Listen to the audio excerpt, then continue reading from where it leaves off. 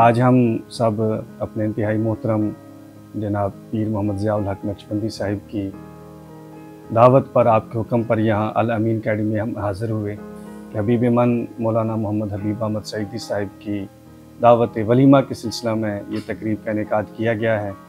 मैं बरादरम मौलाना हबीब साहिब को मुबारकबाद पेश करता हूँ और बरादरम इज़्ज़त माब जनाब पीर मोहम्मद ज़ियाउल हक नक्शबंदी साहिब का शुक्रगुज़ार हूँ कि आपने अपनी मसरूफ़ियात के बावजूद, ज़ाती परेशानियों के बावजूद इस सिलसिला मोहब्बत को जारी व सारी रखा।